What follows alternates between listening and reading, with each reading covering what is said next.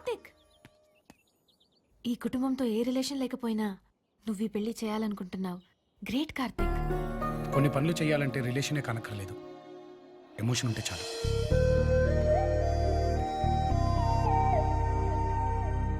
Thanks అండి. మీరు ఆ మినిట్లో హెల్ప్ చేసి ఉండకపోతే నేను చచ్చిపోయి 10 minutes అయి ఉండేది. ఇంతకీ మీరు నా పేరు రాజ్. బేసిక్గా నేను కోర్టులో లాయరా? కాదు, లయ్యర్. అబద్ధాలు చెప్పడం నా హాబీ. అలా చెప్పే 10 మంది అమాయకులు బొక్కలు పెట్టించారు. ఇంతకీ బుల్లెటిన్ కొట్టింది మీరేనా? నేను కొడితే పిల్లలు స్కూల్కి వెళ్ళరు, వాడు కోమాలోకి ఎలా వెళ్తాడు? మరి ఎందుకు అలా చెప్పారు? మీకేమైనా మెంటలా? నాకు కాదు, పెద్దిరెడ్డి గడికి మెంటలు. ఆ విషయం వాళ్ళ కొడుకులే చెప్పారు. వాళ్ళ కొడుకుని కోమాలో కొట్టింది నేనే నమ్మిస్తే పర్ డే 1 lakh ఇస్తానన్నారు. నేను 5 lakhs అడిగా, 3 lakhs ఇవ్వబోతానని 5 lakhs కొప్పేసుకున్నారు. పెంచనా వాళ్ళు పిచ్చిన కొడుకులు కాబట్టి ఒప్పుకున్నారు. What you mean? ఎస్, ఆ ముగ్గురు కూడా మెంటలే. రియల్లీ? మీకెలా తెలుసు? పేషెంట్ గురించి డాక్టర్కే తెలుస్తుంది. పేషెంట్లా? I'm Karthik, psychiatrist. సైకియాట్రిస్టా? చూడటానికి ఆర్టిస్ట్ లో ఉన్నావు, సైకియాట్రిస్ట్ ఏంటి? అసలు ఇక్కడ ఏం జరుగుతుందో నాకేం అర్థం కావట్లా. ఇక్కడ ఏం జరుగుతుందో మీకు తెలియాలంటే మీకు ఒక కథ చెప్పాలి. ఏంటది? సరిగ్గా 15 సంవత్సరాల క్రితం అది పెళ్లిళ్ళ సీజన్. మే నెల? ఎస్, అదే నెల.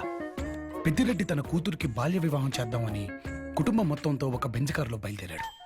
అదే రోడ్డు మీద ఒక అట్లస్ సైకిల్ పైన ఏ క్లాస్ కుర్రాడు ఫాస్ట్ గా వస్తున్నాడు. సైకిల్ వచ్చి కారుని గుద్దితే కారు ఎక్కడ డ్యామేజ్ అయిపోద్దేమోనని కారుని పక్కకు తిప్పాడు. ఎదురుగా వస్తున్న ఒక పెద్ద కారుకి ఈ కారు గుద్దుకొని ఒక భయంకరమైన యాక్సిడెంట్ జరిగింది. సైకిల్ గుద్దితే కారు డ్యామేజ్ అవుద్దని భయపడ్డా? ఎవడా పిచ్చి డ్రైవరు? మన పెద్దిరెడ్డి. పెద్దిరెడ్డి గడా? అలా తనకు పెద్ద గాయమవడంతో పెద్దిరెడ్డికి మెంటల్ వచ్చి యాక్సిడెంట్ వల్ల బుల్రెడ్డి కోమాలకు వెళ్లి పెద్దిరెడ్డి కూతురు పెళ్లాగిపోయింది. జెనెటికల్ గా ఇంటి పెద్దకు షుగర్ వస్తే అందరికి వచ్చినట్టు ఈ పెద్దిరెడ్డి మెంటల్ అందరికి సోకింది. ఓహో, అప్పుడే ఓహో అంటే ఈ కథలో ట్విస్ట్ ఏంటో మీకు ఇంకా చెప్పలేదు రాజుగారు. మరే? ఆ సైకిల్ తొక్కిన కుర్రాడిని నేనే. డాక్టర్? ఎస్ రాజుగారు, ఎస్. నా వల్ల ఈ కుటుంబానికి అన్యాయం జరిగిందని బాధపడి కష్టపడి నేను డాక్టర్ చదివి సైకాట్రిస్ట్ అయ్యాను. ఈ కుటుంబానికి పట్టిన మెంటల్ ని తగ్గించి ఆగిపోయిన పెద్దిరెడ్డి కూతురు పెళ్లి జరిపిద్దామనే నేను ఇంటికి వచ్చాను. మీరు యాక్సిడెంట్ చేసుకుని ఇన్సిడెంట్స్ నా మీద తోసేస్తారా?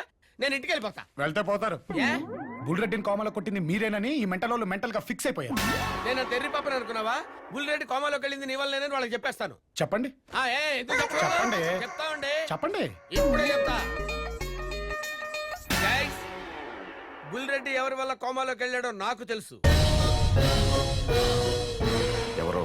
ఆ కార్తీక్. నీకెవరు చెప్పారు? వాళ్ళు వీళ్ళు చెప్తే నమ్మటానికి నాకు మీలాగే మెంటల్ అనుకున్నారా? కార్తీకే చెప్పాడు. ఇప్పుడు మీ రియాక్షన్ ఏంటి? మా తమ్ముడిని నువ్వు కొట్టి ఆడిడని చెప్తారా? నేను కొట్టడం ఏంటి? ఇది 5 lakhs డీల్ కదా. నీలేంటి? నీకేమైనా బ్రెయిన్ దొబ్బిందా? ఈ విషయం ఇంకెవరి దగ్గర వాగావో? నీకు మెంటలేరా? మా అన్నయ్యకి మెంటల్ అంటావరా? నువ్వు కొట్టావా? నీకు మెంటలేరా? మా తమ్ముడికి మెంటల్ అంటారా? ఆగండి. ఇన్ని దెబ్బలు తిన్న తర్వాత నాకు క్లారిటీ వచ్చింది. మీ ముగ్గురికి మెంటలేరా? డాక్టర్, మీరు చెప్పినట్టు వాళ్ళు మెంటల్ గాళ్లే. షుగర్ లాగే మెంటల్ కూడా వంశపారంపర్యం అని ఇప్పుడే తెలిసింది. కరెక్ట్ గా చెప్పారు రాజు గారు. మామూలు పిచ్చోళ్ళంటే పెద్ద ఫీల్ అవ్వరు కానీ మెంటల్ అంటే మీద పడి చెత్త కొట్టేస్తారు సార్. అవును డాక్టర్ గారు, వాళ్ళు నన్ను చిత్త కొట్టేస్తున్నారు. ఇప్పుడు దీనికి సొల్యూషన్ ఏంటి? బేసిక్ గా మన ముందు 2 ఆప్షన్స్ ఉన్నాయండి. ఆప్షన్ ఏ, ఆగిపోయిన పెద్దిరెడ్డి కూతురు పెళ్లి జరిపించడం. ఆప్షన్ బి, పిచ్చిని పీక్స్ కి తీసుకెళ్లిపోయి బ్లాక్ అయిపోయిన బ్లడ్ వెసల్స్ ని బ్లాస్ట్ చేయగలిగితే వాళ్ళు మామూలు మనుషులుగా మారిపోతే మీరు ఇంట్లోంచి బయటపడిపోవచ్చు. ఆ పెళ్లి గొడవలు నువ్వు చూసుకో, వాళ్ళ పిచ్చిని పీక్ తీసుకెళ్లే బాధ్యత నేను చూసుకో. వెరీ గుడ్ రాజు గారు. Thank you doctor.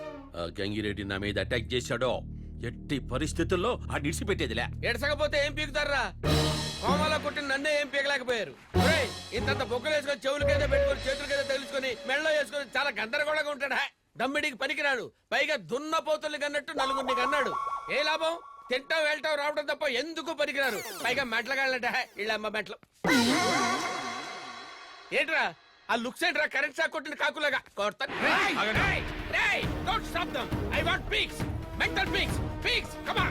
Me pics pics వెళ్తారే కదరా నేను బయటపడేది. రేయ్, కత్తులతో వస్తారు, సుత్తులతో వస్తారు, ట్రెండీగా ఉంటుందని గన్స్ తో వస్తారు. Come on, round up, round up, round up, round up.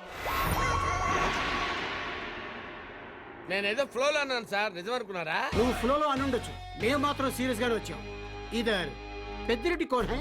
నై మాలూమ్ హై. క్యా? ఆ ఎద్దులా ఉన్నాడే వాడే. పగడో సాలేకు. ఎవరు మీరు? శివనారాయణ, సిబిఐ. కోర్టు వరకు మనం మేనేజ్ చేయగలం కానీ సిబిఐ దాకా పెడితే ఎవ్వరం ఏమీ చేయలేము. అప్పుడంగా ఊళ్ళో ఉన్న జనాల దగ్గర పొలాలు లక్కున్నారని కోర్టు కోపం వచ్చింది. ఆ కేసు నా దగ్గరకు వచ్చింది, నేను మీ దగ్గరకు వచ్చాను. మిమ్మల్ని అందరిని అరెస్ట్ చేస్తాను, పదండి ఢిల్లీకి. డైరెక్ట్ గా ఢిల్లీకి ఎందుకు? తీహార్ జైలు అక్కడే ఉంది కాబట్టి. ఏయ్, వీళ్ళందరినీ తీసుకురండి, పదండి.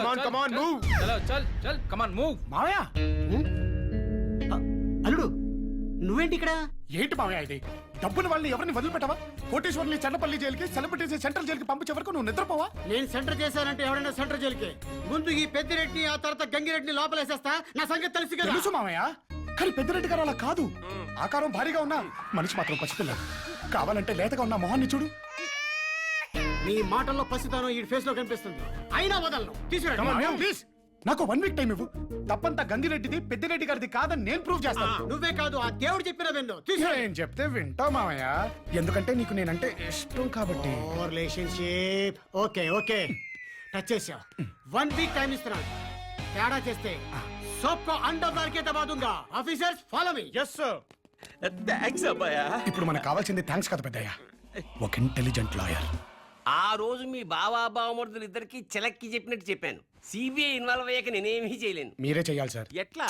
ఏముంది పెద్దయ్య, ఆగిపోయిన మన అమ్మాయి పెళ్లి గంగిరెడ్డి కొడుకుతో జరిపిద్దాం. పెళ్లికి ముందు కట్నంగా 1000 ఎకరాలు ఇస్తామని చెప్పి ఈ 1000 ఎకరాల భూమిని గంగిరెడ్డి గారి పేరు మీద రాసేస్తాం. భూమి ఎలాగో గంగిరెడ్డి పేరు మీద ఉంది కాబట్టి సిబిఐ వాళ్ళు గంగిరెడ్డిని అరెస్ట్ చేస్తారు. ఏం సార్?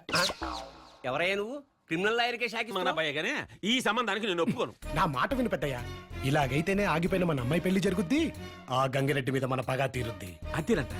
మరి ఆడి పెళ్లికి ఒప్పుకుంటారా? మన లాయర్ గారు ఉన్నారు కదా. నేనా? అవును కార్తీకు, ఆ గంగిరెడ్డి లాయర్ మాటలు నమ్మి మన ఇంటికి వస్తాడంట. 3 ఫీట్ ల్యాండ్ కోసం విష్ణుమూర్తి వామనుల్లా వచ్చాడు పెద్దయ్య. అలాంటిది 1000 ఎకరాలు ఆ గంగిరెడ్డి గంగిరెద్దులో ఒప్పుకుంటూ వస్తాడు చూడు.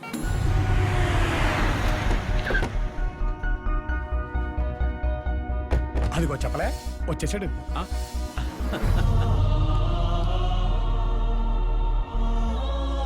ఏం బావా, కలబట్టానికి రాలేదు, సంబంధం కలుపుకోవడానికి వచ్చాం.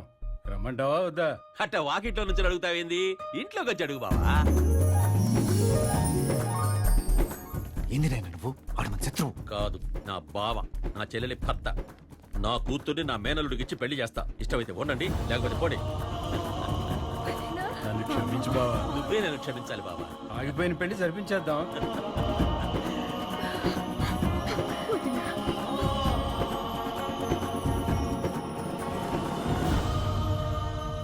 ఏంటి డాక్టర్, ఏంటిదంతా?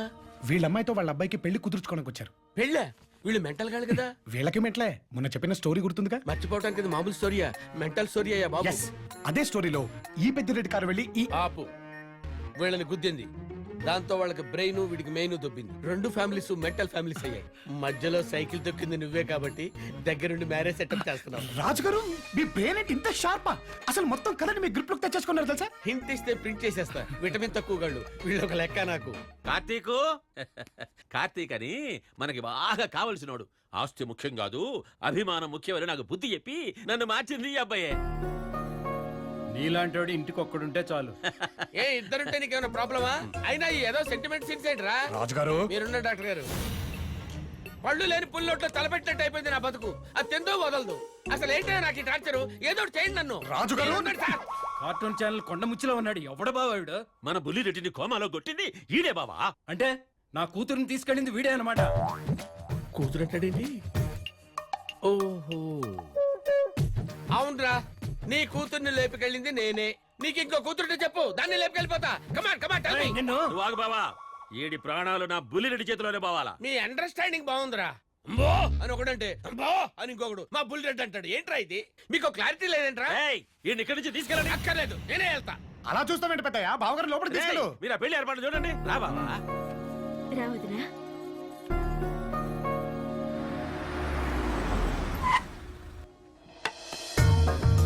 కార్తీక్, అర్జెంట్ గా నీతో మాట్లాడాలి. చెప్పు. కార్తీక్, నేను ఇంతకాలం ఎవరిని ప్రేమిస్తున్నానో అతను వచ్చేసాడు. అవునా? Very good. ఎక్కడా? వంశీ.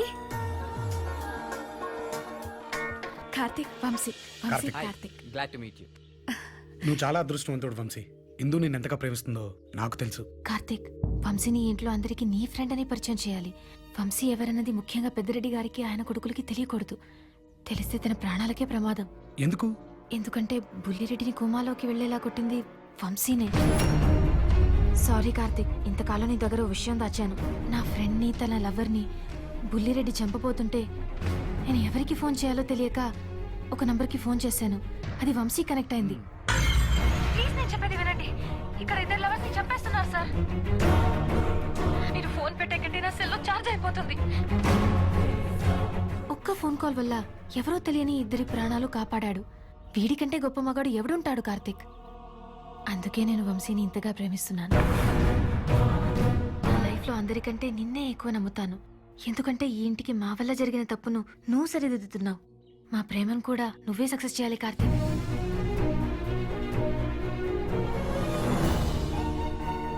నీ ప్రేమలో నిజాయితీ ఉంది, అందులో ఉన్న నిజాన్ని గెలిపిస్తాను.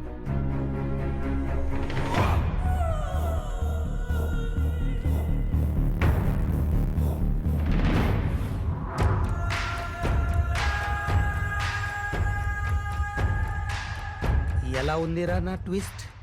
నా కూతురు ఎవరిను ప్రేమిస్తోందని ఎంక్వైరీ చేస్తే కెనడా ఫ్రెండ్ ద్వారా నువ్వు అని తెలిసింది. దాన్ని లాక్ చేసి దాని ద్వారా నీ క్యారెక్టర్లోకి కేఎఫ్సి నాయుడు గారి కొడుకుని దించాం. ఇందు ప్రేమించింది వంశీనని పూర్తిగా నమ్మించాం. మాతోనే కోమాలో కొట్టిన డమ్మీగాన్ని దింపించి మా నాయనకి దగ్గర మా శత్రువు కొడుకుతోనే మా చెల్లెలు పెళ్లి చేయిస్తావా? అందుకే నిన్ను ఇలా ఇరికించాం. వంశీతో నా కూతురు వెళ్ళిపోయాక, పెద్దిరెడ్డికి నీ డ్రామా తెలిసాక మా నాయన చేతిలో నీ చావు. ఎన్ని రోజులు ఇందు ఎవరినో ప్రేమిస్తున్నానంది కాబట్టే వదిలేశాన్రా. కానీ తను ప్రేమించేది నన్నే అని తెలిసిన తర్వాత ఎలా వదులుతాననుకున్నారా? అంటే నేనే బుల్లిరెడ్డిని కొట్టిన వాడిని అని చెప్తావా? చెప్పినా ఇందు నమ్మదు. చచ్చా, ఎవరినో కాపాడితే ఇందు నన్ను ప్రేమించడమేంట్రా? ఫ్లాష్ బ్యాక్ లో ఉన్న నన్ను కాదని, నా క్యారెక్టర్ లో దింపిన ఈ డమ్మీ గాడిని కాదని ఇందు నన్నుగా ప్రేమించేలా చేస్తా. ఈ ఇంట్లో జరిగే పెళ్లి ముహూర్తానికే నీ కూతురు మెళ్ళలో తాళి కడతా. అబ్బా, నా కూతురు పక్కన తను ప్రేమించిన వాడు ఉండగా ఈ 4 రోజుల్లో ఇందు మనసు మార్చేసి పెళ్లి చేసుకుంటావా? ఛే, జరుగుద్దనే. జరిగి తీరుద్ది. మా అమ్మ కోరిక బలమైందని ఇప్పుడే నాకు కూడా అర్థమైంది. ఈ రోజు నుంచి మీకు నాలో ఇంకో యాంగిల్ చూపిస్తా. చూద్దాం.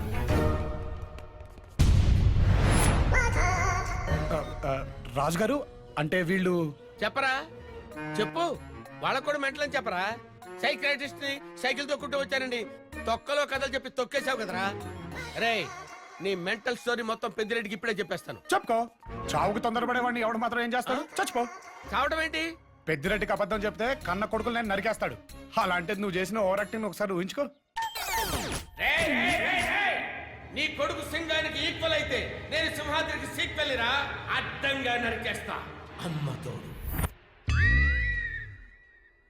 నాకు ఏడుపు వస్తుందిరా. రాజుగారు, నవ్వొస్తే ఎవడైనా నవ్వుతాడండి, కానీ ఏడుపు వచ్చినప్పుడు నవ్వేవాడే మగాడు సార్. నేను దేంతో నవ్వాలరా? నా పరిస్థితి ఏంటి? సింపుల్ రాజుగారు, కోమలో ఉన్న బుల్రెడ్డిని లేపండి, మీ పని జరిగిపోద్ది. ట్రై చేయండి. లేపుతాన్రా. ఏ డాక్టర్ వల్ల, ఏ మెడిసిన్ వల్ల, ఏ హాస్పిటల్ వల్ల కాని పని నేను చేసి చూపిస్తాను రా. మనందరం కలిసి కార్తీక్ గారిని కుమ్మేద్దాం.